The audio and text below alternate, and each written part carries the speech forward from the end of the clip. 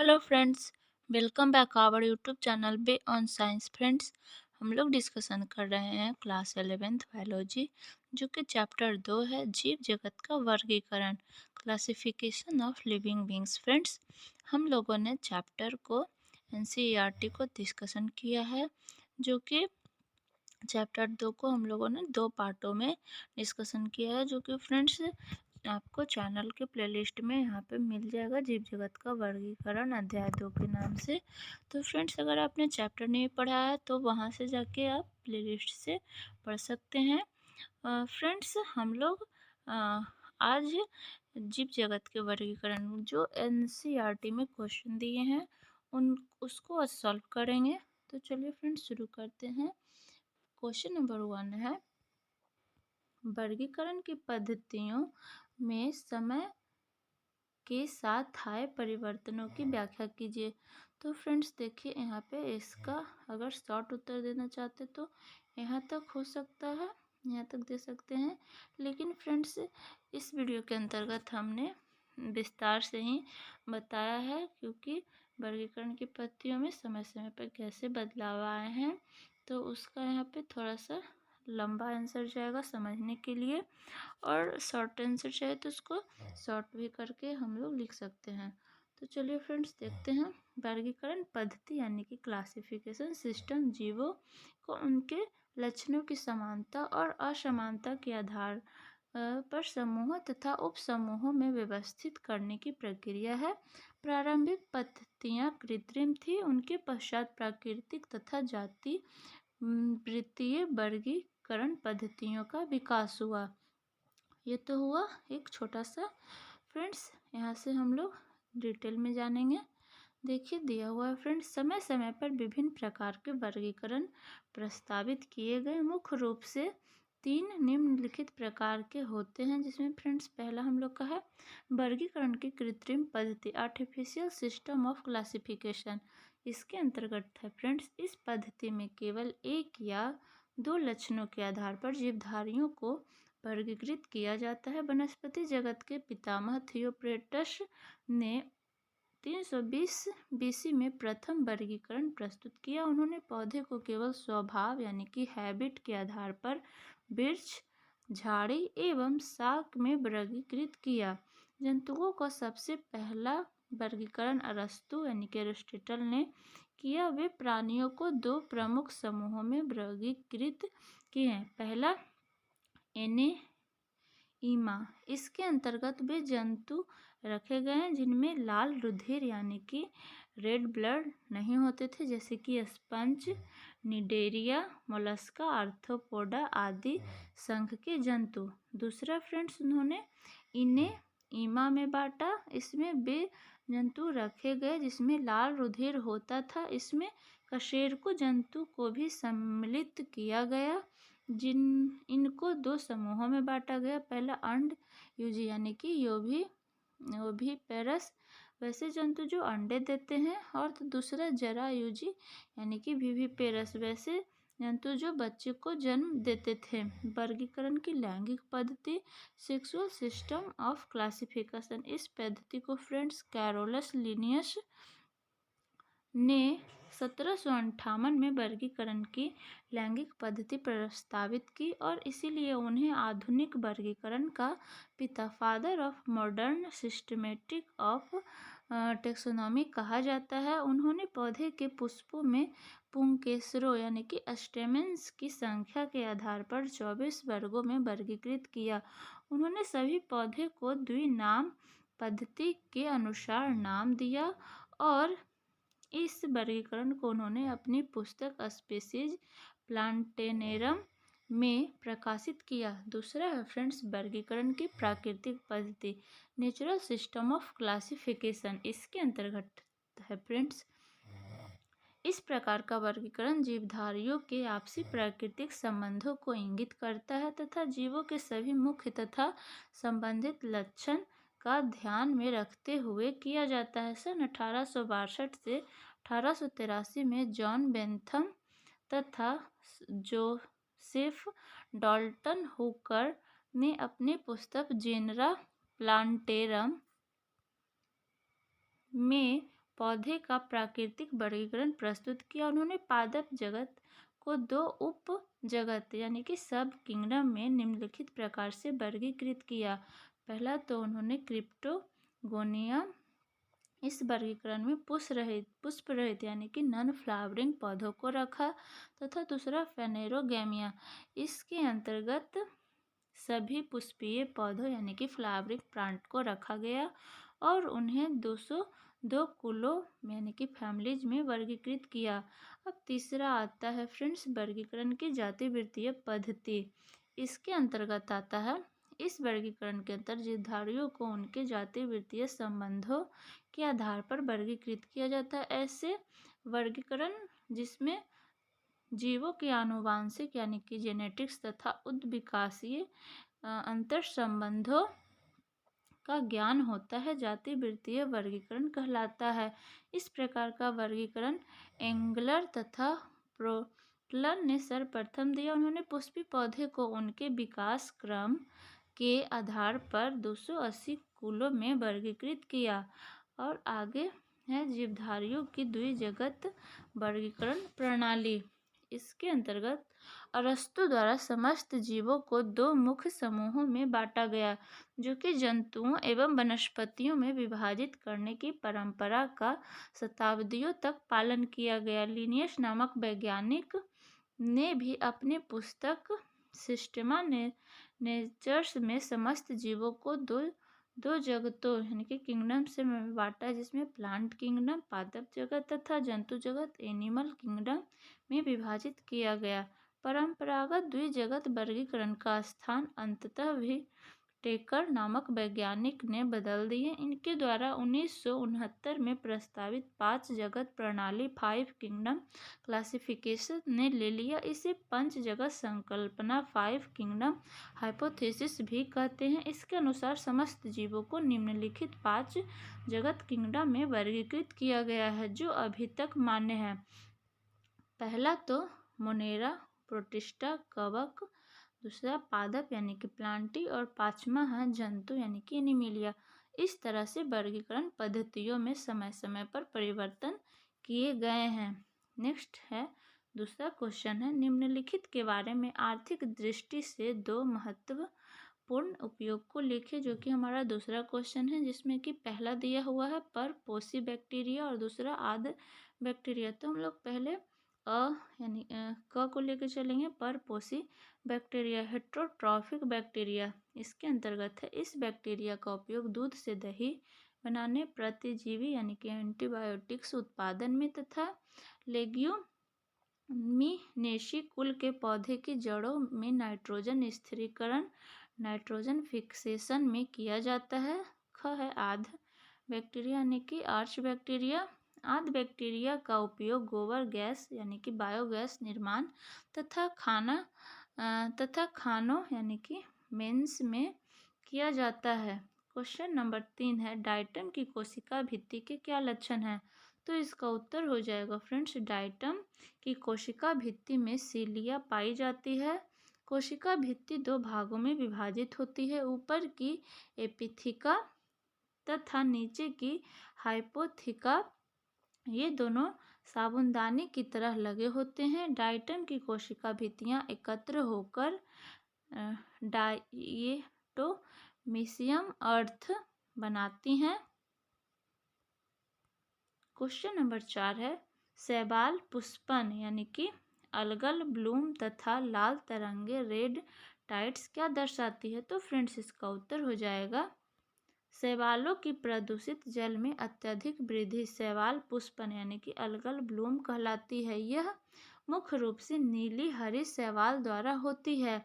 Dinoflagellate जैसे granules के तीव्र गुणन से समुद्र के जल का रंग लाल होना लाल तरंगे यानी कि रेड टाइड कहलाता है।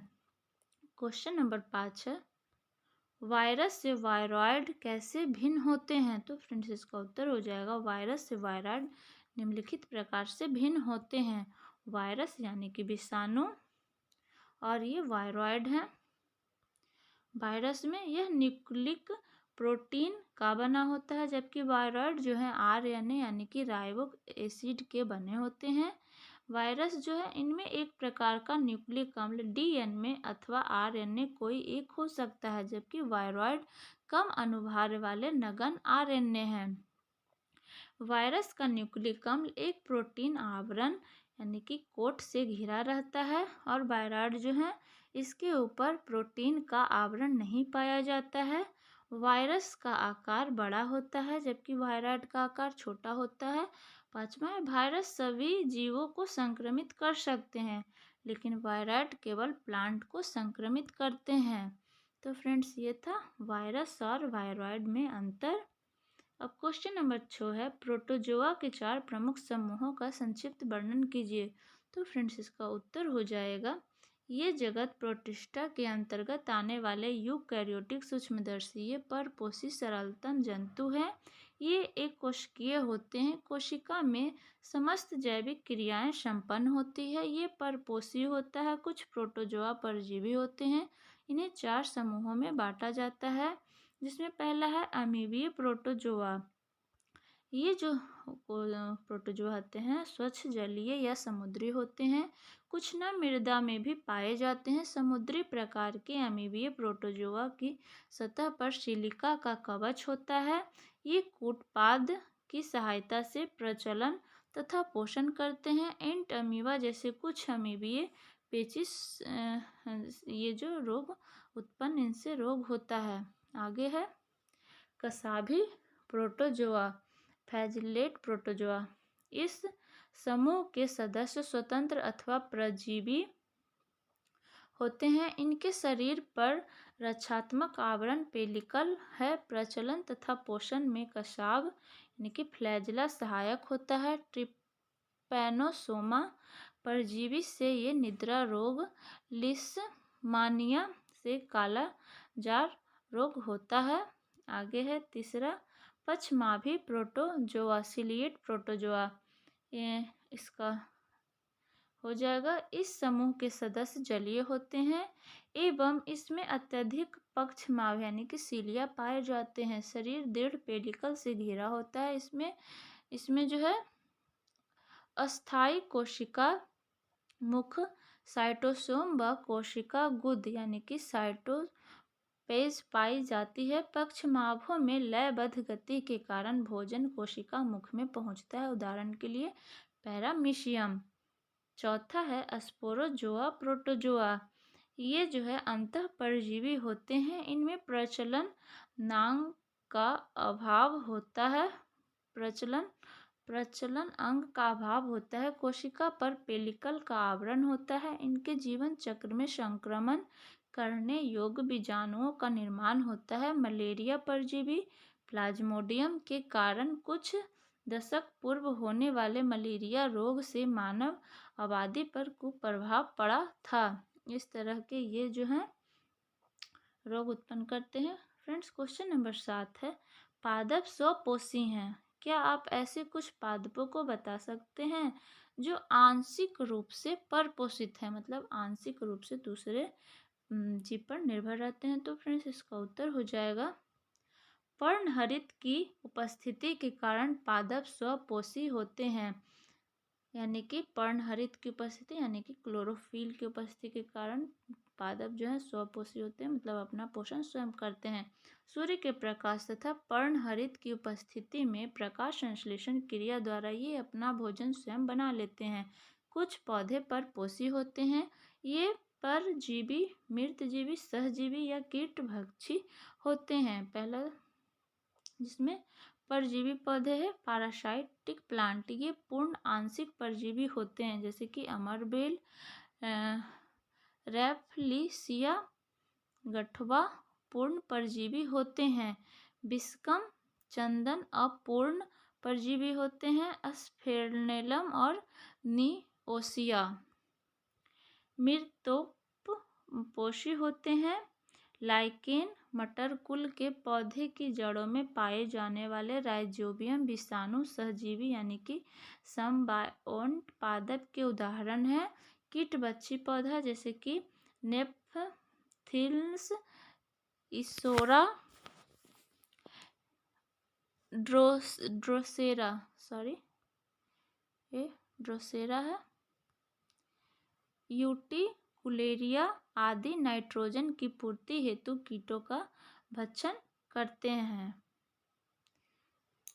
नेक्स्ट क्वेश्चन है फ्रेंड्स, शैवालांश तथा कवकांश शब्दों से क्या पता लगता है? तो फ्रेंड्स इसका उत्तर हो जाएगा लाइकेन में शैवाल व कवक सजीवी रूप में रहते हैं। लाइकेन का वह भाग जो खाद्य संश्लेषण करता है शैवालांश यानी कि फाइकोबायोन्ट तथा कवक वाले भाग को कवकांश माइकोबायोन्ट कहते हैं। यह भाग जल का अवशोषण, सुरक्षा एवं जनन में सहायता करता है।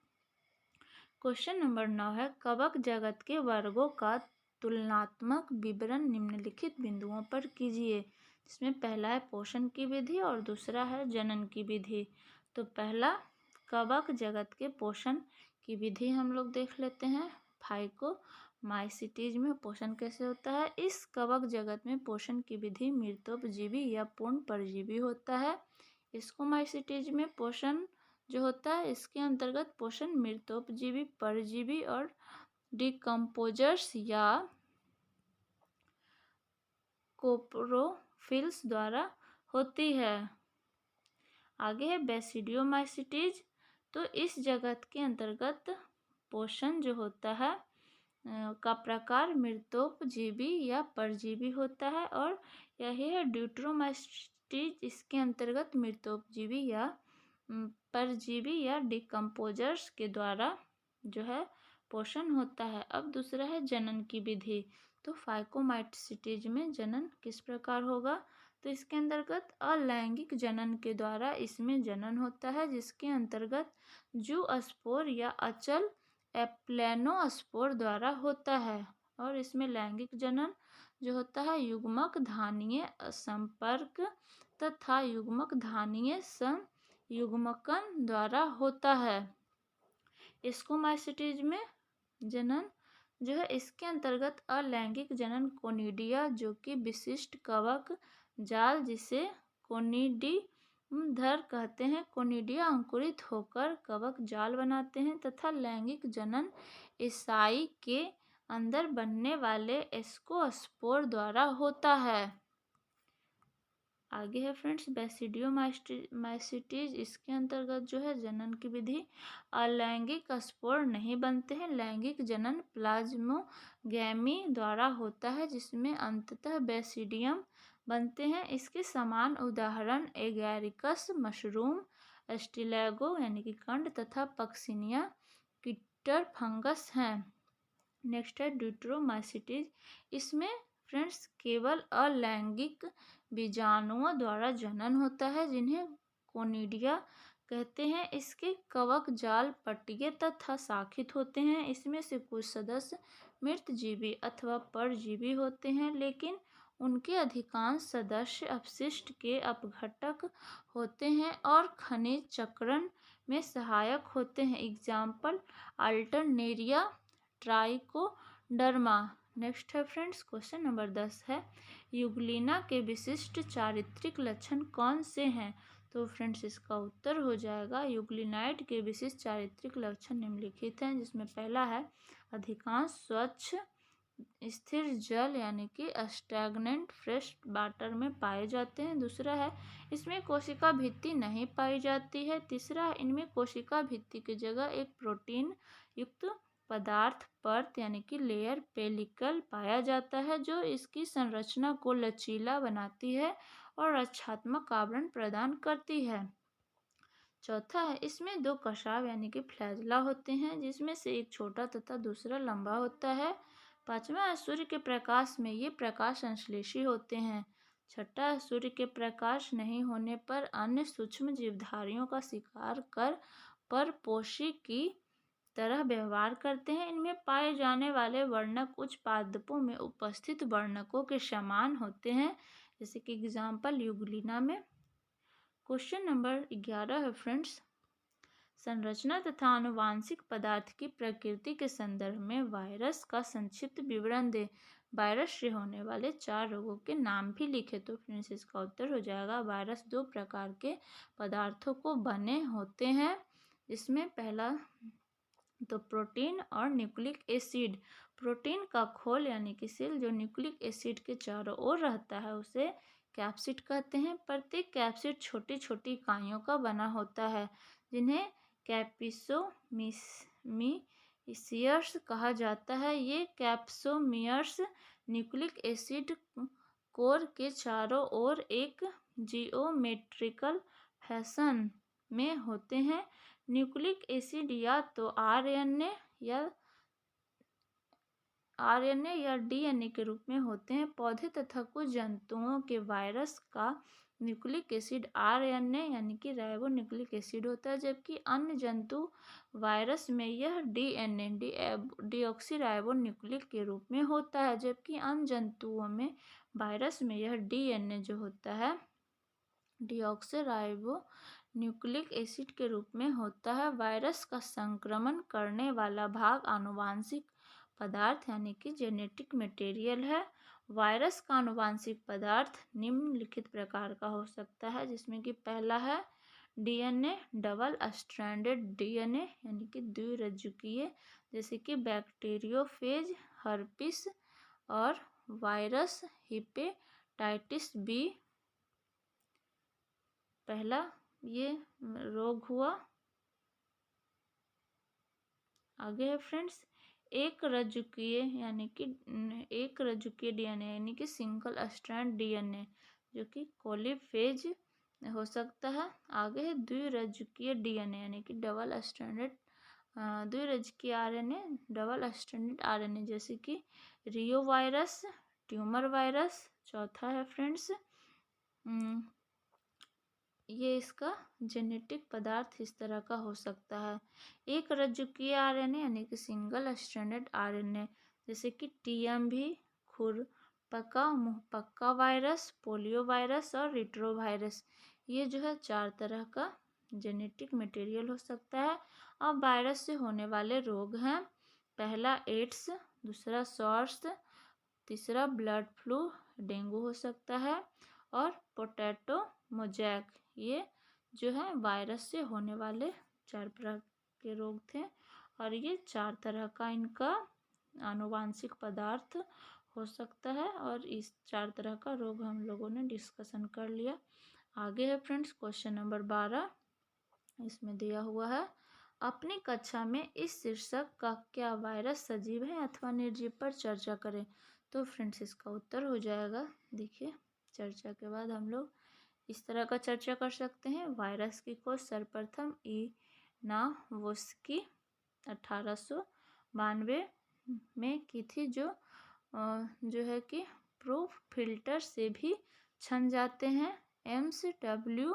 बिजोरिक ने पाया कि संक्रमित रोगग्रस्त पौधे के रस को स्वस्थ पौधे की पत्तियों पर रगड़ने से स्वस्थ पौधे भी रोगग्रस्त हो जाते हैं। इसी आधार पर इन्होंने तरल विष या संक्रामक जीवित तरल कहा गया। W.M. स्टैनले ने 1935 में वायरस को क्रिस्टलीय अवस्था में अलग किया।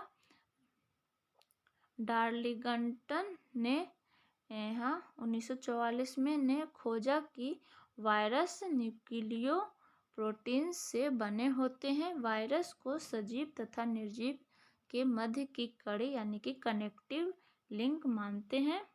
वायरस के सजीव के लक्षण, अब वायरस में सजीव के क्या क्या लक्षण होते हैं। वायरस जो होता है फ्रेंड्स प्रोटीन तथा न्यूक्लिक अम्ल डीएनए या तो आरएनए के बने होते हैं। दूसरा है जीवित कोशिका के संपर्क में आने पर ये सक्रिय हो जाते हैं। वायरस का न्यूक्लिक अम्ल पोषक कोशिका में पहुंचकर कोशिका की उपापचयी क्रियाओं पर नियंत्रण कर गुणन करता है और अपने लिए प्रोटीन का संश्लेषण भी करता है। इस तरह विषाणु यानी कि वायरस अपनी संख्या में वृद्धि करता है। तीसरा है फ्रेंड्स इसमें उत्परिवर्तन यानी कि म्यूटेशन तथा आनुवांशिक पुनर्योजन रिकॉम्बिनेशन होता है।